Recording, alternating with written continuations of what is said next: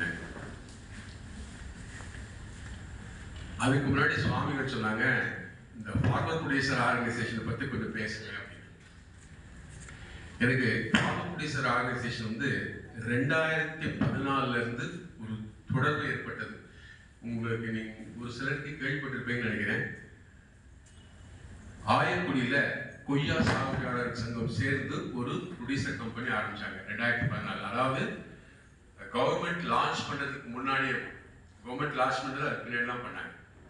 2014 இதை ஆரம்பிச்சோம். 2011-12 ஏன் ஆரம்பிச்சோம், அது எப்படி, அது மட்டும் சின்ன அளவு சொல்லிட்டு நான் அடுத்து அந்த மல்டி கிராப்பிங் சிஸ்டம் கிடைச்சத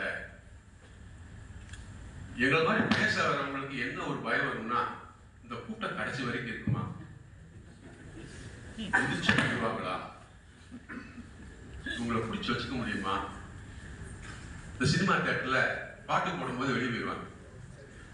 எங்க காலத்துல இப்ப எல்லாம் பாட்டு போடும்போது வெளியே போறது, சினிமா தியேட்டர் போகும்போது எல்லா பக்கமும் கதவுலாம் திறந்துருக்கும். கதவுலாம் அந்த பக்கம் இந்த பக்கம் ஒரு 3 கதவு இருக்கும், எல்லா பக்கமும் திறந்துருக்கும். சினிமா பாட்டு போட ஆரம்பிச்சோடனே பாதி கூட்டம் போயிடும். அதில் பாதி போய் வெளியே போய் கப்பு அடிச்சுட்டு இருப்பாங்க. ஒரு இடத்துல கொஞ்ச நேரம் உட்கார்றது எவ்வளவு கஷ்டம் அப்படின்னு எனக்கும் தெரியும். கவனிக்கிறது எவ்வளவு கஷ்டம், ரொம்ப கஷ்டம். சயின்டிபிக்கா சொன்னா 15 நிமிஷத்துக்கு மேல ஒரு மனிதன் ஒன்றை நோக்கி பயணப்பட முடியாது. அதாவது அவ்வளவுதான் அந்த ரிசப்டிவிட்டி இருக்கும். 15 நிமிஷம் தான். அதுக்கு முன்னாடி அப்பதான் நினைச்சு பார்ப்பேன், ஸ்கூல்ல குழந்தைகள்லாம் எவ்வளவு கஷ்டப்படுது. நான் வாத்தியாரா இருந்து எவ்வளவு கஷ்டப்படுத்திருக்கேன்னு அப்பதான் யோசிச்சேன். 45 நிமிஷம் 50 நிமிஷம் பேசும்போது இந்த குழந்தைகள் எப்படித்தான் கவனமா இருக்குது அப்படின்னு. 15 நிமிஷத்துக்கு மேல மனிதனுக்கு வந்து ஒரு இடத்துல குவியாத ஒரு எண்ணம் அப்படியே வெளியே போயிடும். திருப்பி அவங்க உள்ள கொண்டு உட்காரணும். இப்போ இந்த நிலையில நீங்கள் எல்லாம் சந்தோஷமாக உங்களுடைய நேரத்தை எங்களோடு செலவழித்து வந்ததுக்கு நன்றி. முதல்ல நான் இந்த ஆயக்குடி அப்படிங்கிற இடத்துக்கு முதல் போனப்போ சில விவசாயிகள் சொன்ன கருத்துக்களின் அடிப்படையில் தான் அந்த ஃபார்மர் ப்ரொடியூசர் ஆர்கனைசேஷன் அப்படிங்கிறது வந்தது. நான் வந்து விவசாயிகள்கிட்ட பேச போகும்போது அரசாங்க அதிகாரிகளுக்கு பெரிய வரவேற்பு இல்லை. அதற்கு பல காரணங்கள் இருக்கின்றன. அதை நான் சொல்ல விரும்பல. ஒரு பேண்ட் சட்டை போட்டு ஒரு கிராமத்துக்குள்ள போனா நம்மள்டெல்லாம் வந்து பேசி உடனே சேர்ந்துருவாங்க அப்படின்லாம் இல்லை. அப்படி ஒரு காலம் இல்லை. அப்போ அதை தாண்டி அப்படின்னா என்ன அப்படின்னா, முத ஒரு ப்ரொடியூசர் கம்பெனிலாம் நான் ஆரம்பிக்க போல விஞ்ஞானத்தை விவசாயிகளுக்கு கொண்டு போய் சேர்க்க வேண்டிய ஒரு திட்டம் இருந்தது. இதுல இருந்து கொடுத்தாங்க, டெல்லியில இருந்து கொடுத்தாங்க, ஐசிஆர்ல இருந்து கொடுத்தது. அது வந்து வேர்ல்ட் பேங்க் எய்டோட கொடுத்த ஒரு திட்டம். அந்த திட்டத்துக்காக வேண்டி அவங்க எல்லாம் விவசாயிகளை தேர்வு செய்ய போனப்போ அந்த தேர்வு செய்யறதுக்கு வருவதற்கு பேர் கொடுக்கறதுக்கு யாரும் என்னத்தான் செஞ்சிருவீங்க சார், என்னை கூப்பிட்டு வேண்டாம் சார். ஒரு 25 பேரை தேர்வு செஞ்சேன். அது எப்படின்னா, நல்ல விவசாயம் செய்யக்கூடியவர்கள், அப்படி விவசாயத்தை செகண்டரியா வச்சிருப்பாங்க. அதாவது இன்னொரு ஜாப், செகண்டரி ஜாப். இப்போ விவசாயம் அப்படிங்கிறது பிரைமரி ஜாப்ல இருந்து தாண்டி போயிடுச்சு. இப்ப விவசாயத்தை பிரைமரியா செஞ்சா ஒன்றும் நடக்காது அப்படிங்கிற நிலையில இருக்கும். அது செஞ்சா சரி வராது, தொழில் பண்ணுவோம், இதையும் செஞ்சுக்குவோம் அப்படிங்கிற மாதிரி ஒரு நிலைக்கு விவசாயம் தள்ளப்பட்டு விட்டது. பிரைமரி அப்படிங்கக்கூடிய ஆதி ஆக இருந்த ஒரு விவசாயம் என்று செகண்டரி 2வது நிலைக்கு தள்ளப்பட்டு விட்டது அப்படிங்கிறது எல்லாரும் ஒற்றுக்கொண்ட உண்டு. அதுக்கு பல காரணங்கள் இருக்கு. அதுக்கு சால்மன் பாப்பா சார் மாதிரி யாராவது கூப்பிட்டு வச்சு ஆமாவா இல்லையான்னு பேச வச்சு அது ஒரு பெரிய பெரிய பட்டிமன்றம் மாதிரி போயிருக்கு. அது வேண்டாம். அப்போ 25 விவசாயிகளை தேர்வு செய்வதற்கு ரொம்ப கஷ்டப்பட்டேன். ஏன்னா யாருமே விரும்பவில்லை என்னோடு சேர்ந்து பயணிப்பதற்கு. 3 வருஷம் அந்த ப்ரோக்ராம் யாரும் வரல. அப்போ ஃபர்ஸ்ட் சொன்னேன், உங்களுக்கு தொழில்நுட்பம்லாம் சொல்லிக் கொடுக்குறேன் வாங்க அப்படின்னு. என்னத்தை சொல்லி கொடுத்துருவேன் நீ தொழில்நுட்பத்தை? ஏதாவது உரங்கரம் கொடுப்பியா, அதை கொடுப்பியா, மருந்து கொடுப்பியா, இப்படிதான் கேட்டாங்க. உங்களுக்கு தொழில்நுட்பம் வேண்டும் என்று யாரும் வரவில்லை. எனக்கு தெரியாதா அப்படின்னா கொஞ்சம் கஷ்டமா தான் இருந்தது. முதல் மீட்டிங்லாம் போட்டோம். மொத்தம் 25 பேர் வரணும், 5 பேர் 6 பேர் வருவாங்க.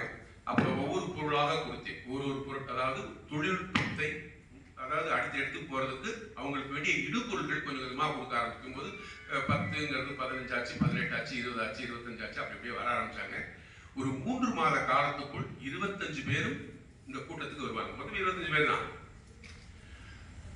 அந்த வருட முடிவிலே விவசாயிகள் கொஞ்சம் அறுவடை, அதாவது மகசூல் கூட வந்து, அப்போ அடுத்த மீட்டிங் போடும்போது 25-50 ஆயிடுச்சு. நான் என்னோட விவசாயிகள் மொத்தம் 25 பேர் தான் பெனிஃபிஷரி. அவங்களுக்கு தான் நான் தொழில்நுட்பத்தையும் கொடுப்பேன், அதோட பொருளையும் கொடுப்பேன். சில தொழில்நுட்ப இதுக்கு டெக்னாலஜி கொடுக்கும்போது சில இது வரும், இன்புட்ஸ் வரும், ஃப்ரீ இன்புட்ஸ் வரும். அப்போ ஒரு ஸ்டேஜில் வரும்போது ஒரு 100 பேர் 110 பேர் எப்பயுமே இந்த மாதிரி ஒரு கூட்டம் கேட்கும். பேசுறவங்களுக்கு கூட்டம் இல்லைன்னா பேச்சே வராது. நானும் முதல்ல கூட்டம் இல்லைன்னா பேச முடியாது. என்னடா நான் வந்தோடனே என்ன ஆரம்பிப்பேன், எத்தனை பேர் இருக்காங்க, எத்தனை பேர் இருக்காங்க. இப்போ ஒரு 100 பேர் இருக்காங்க, 200 கண்கள் என்னை பார்த்தால் தான் பேசவே முடியும், இல்லைன்னா பேச முடியாது, நடிகர்கள் மாதிரி. அப்போ கொஞ்சம் கொஞ்சமா கூடி ஒரு 100 பேர் வந்துட்டாங்க. தொழில்நுட்பத்தை கொடுத்துக்கிட்டே இருந்தோம், மகசூல் வர ஆரம்பிச்சது. அவர் ஒரு விவசாயி கேட்டாரு, சார் நீங்க வரும்போது 8 ரூபா தான் வித்துச்சு. நீங்க வரும்போது தொழில்நுட்பத்தை முதல்ல ஆரம்பிக்கும் போது 2010 அந்த 8 நினைக்கிறேன், 2008 இதை ஆரம்பிக்கும் போது வெறும் 10 ரூபாய் தான், 8 ரூபா 10 ரூபா வித்துட்டு இருக்கு சார். நீ உற்பத்தியை கூப்பிட்டு சொல்லிட்ட, இப்பயும் அதே 8 ரூபா தானே அப்படின்னாரு. எனக்கு எங்க லேசா சொருப்புன்னு இருந்துச்சு. இதெல்லாம் தொழில்நுட்பத்தெல்லாம் சொல்லிட்டோம், 8 ரூபா திருப்பி அது ஏற மாட்டேங்குதே அப்படின்னு. அப்போ நான் சொன்னேன், என்ன செய்யணும் அப்படின்னு, யாராவது வியாபாரிகளை எங்களோட கூட சேர்த்து விடுங்களேன் அப்படின்னு. உண்மையாக முதல் முயற்சி நான் என்ன செஞ்சேன், கண்ணன் டிபார்ட்மெண்ட் ஸ்டோர்ஸை அவங்களோட கனெக்ட் பண்ணி அவங்களோட ஃபர்ஸ்ட் விவசாயியோட பேச விட்டேன். விவசாயிகளோட பேச விட்டோன்னே கண்ணன் டிபார்ட்மெண்ட் ஸ்டோர்ஸ் வந்தோடனே இவங்க விவசாயிகள்லாம் என்னன்னா எல்லாத்தையும் ஒரு கிரேட்ஸில் போட்டு 20 கிலோ கிரேட்ஸில் போட்டு கொண்டு வந்து வைப்பாங்க. அதில் கண்ணன் டிபார்ட்மெண்ட் ஸ்டோர்ஸ் என்ன கொண்டாருன்னா, சார் கொஞ்சம் பிரித்து கொடுக்க சொல்லுங்க சார், காய்கறி பெருசு சிறுசு அதை தரம் பிரிக்க சொல்லுங்க சார், விவசாயிக்கு தரம் பிரிக்கிறதுனா என்னன்னே தெரியும். அப்போ ஃபர்ஸ்ட் டைம் விவசாயிகள் கிரேட்ஸ்குள்ள கிரேட் பண்ணி கொடுத்தாங்க. அப்போ கிரேட் பண்ணி கொடுக்குற போது ஒரு கிரேட் கிடைச்சது 10-12 ரூபா அப்படிலாம் கொடுத்தாங்க. அப்படி இப்படியே தான் இருந்துச்சு. அப்போதான் முதல்ல விவசாயிக்கு தான் உற்பத்தி பண்ணுவதில் முதல் தரம் எவ்வளவு இருக்கு, 2வது தரம் எவ்வளவு இருக்கு, 3வது தரம் கழிவுலாம் இருக்குது அப்படிங்கிறதே தெரிய வரும். விவசாயிக்கு பெரிய அவங்களோட எண்ணம் என்னன்னா, யாராவது ஒரு மகாராசை வரணும், உள்ளுக்கு நுழையணும், இருக்கிறதெல்லாம் எடுத்துக்கணும், அப்படியே போயிருந்து காசு கொடுக்கணும். ஒரு புது வேலை செய்வதென்றால் அது என்னமோ பெரிய பிரச்சனை மாதிரி தான் பார்த்துக்கிட்டேன். சார் நான் உங்களை சொல்லல சார், நான் ஆயக்குடி விவசாயம் சொன்னேன். முதல் தரம்பிரி அப்படின்னு சொல்றதுலே பெரிய பிரச்சனை வந்துச்சு. அப்புறம் இப்படிலாம் சொல்லி ஒரு மாதிரி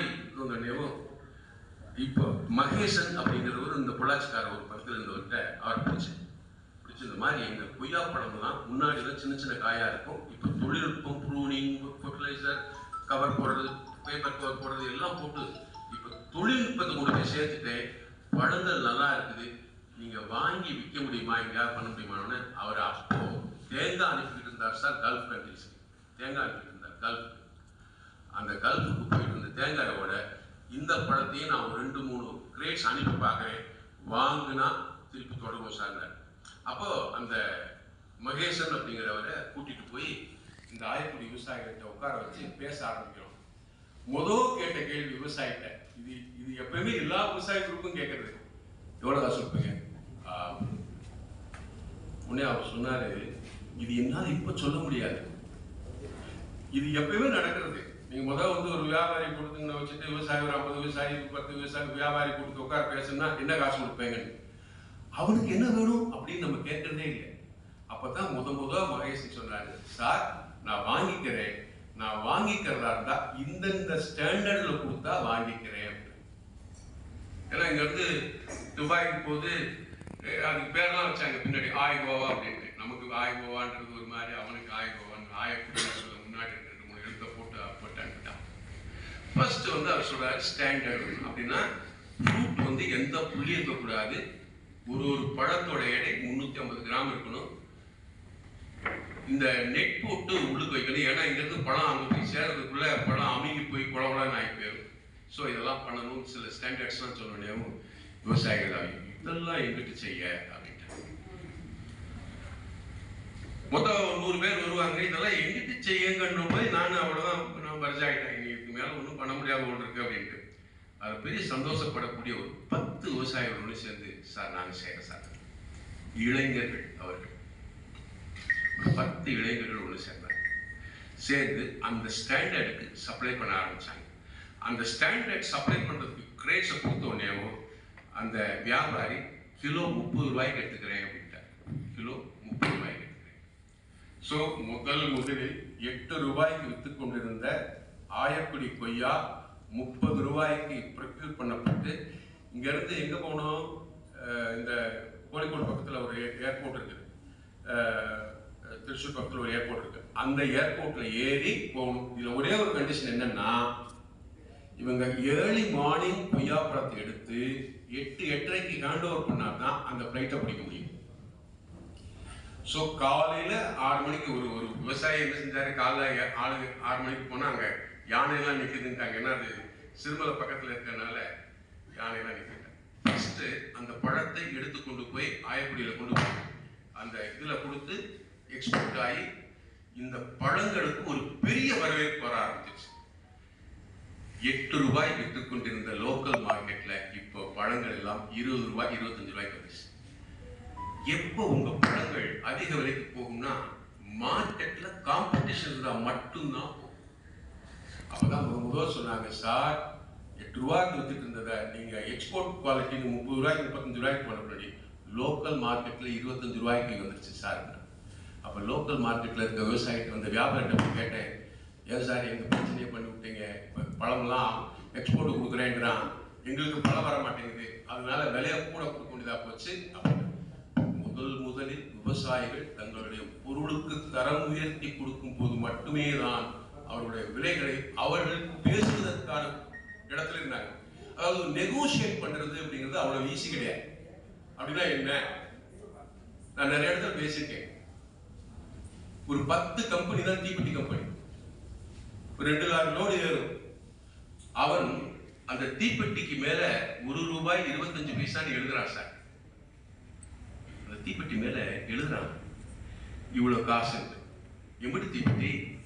ஆனா ஒரு விவசாயி ஒரு 5 ஏக்கர் வாழை வச்சிருக்க விவசாயி நெருக்கி கிட்டத்தட்ட 2-10 100 டன் 8 லாரி 10 லாரி பழத்தை வாழைப்பழத்தை ஏற்றக்கூடிய ஒரு விவசாயினால தன்னோட பழத்தின் விலையை நிர்ணயிக்க முடியவில்லை. ஏன் தெரியுமா? வெளியே யாருமே காரணம் இல்லை சார். யார் சார் காரணம்? பேசவே மாட்டேங்க. நாம் சார், விவசாயி மட்டுமே காரணம். தன் பொருளுக்கு விலை நிர்ணயம் பண்ண முடியாத ஒரு நிலையில் ஒரு விவசாயி இருக்கிறார் என்றால் அவருக்கு அதற்கு அவரே முழு காரணமாக இருப்பான். ஏன்னா விவசாயத்தை தொழிலாக செய்யவில்லை, அதாவது வியாபாரமாக செய்யவில்லை, இப்ப சேரிட்டி மாதிரி செஞ்சுட்டு இருக்கிறனால தான் யாரோ ஒருவர் உங்கள் பொருளுக்கு விலை நிர்ணயம் பண்ணுகிறார். அப்போ உங்க பொருளுக்கு விலை நிர்ணயம் பண்ணக்கூடிய நிலை எப்ப வரும்னா, உங்க பொருட்களை நீங்கள் கையாளும் போது உங்க பொருளுக்கு விலை நிர்ணயம் பண்ணலாம். நீங்க கையாளுறதுன்னா என்ன அப்படின்னா, அறுவடைக்கு அடுத்த ஒரு ஸ்டேஜ், அதுக்கு அடுத்த ஸ்டேஜ் எத்தனை நிலை மாறுகிறதோ அப்போ உங்க பொருளுக்கு நீங்க கையாளும் உங்களோட விலையை நிர்ணயம் பண்ணலாம். கிரேடு பிரிச்சுட்டீங்கன்னு வச்சுங்க, நீங்க பண்ணலாம் உங்களுடைய இதுதான் என்னோட கிரேட் இந்த கிரேட்ல எனக்கு இருக்கு. இது எதுக்கு சொல்ல வந்ததுன்னா, ஒரு சின்ன கதை சொல்லிட்டு முடிச்சிடறேன். ஒரே ஒரு நிமிஷம். இந்த கதை ரொம்ப முக்கியமான கதை. திருச்சியில சின்னா அப்படின்னு ஒரு நண்பர் எடுத்திருந்தார். அவர் பேர் சின்னன்னு கூப்பிடுவார். கத்திரிக்காய் போடுவார். கத்திரிக்காய் போட்டு அவர் அவ்வளவு தொழில்நுட்பங்கள்லாம் போட்டு பண்ணுவாரு. கொண்டு போய் விற்க போகும்போது 5 ரூபாய்க்கு வாங்குவாங்க.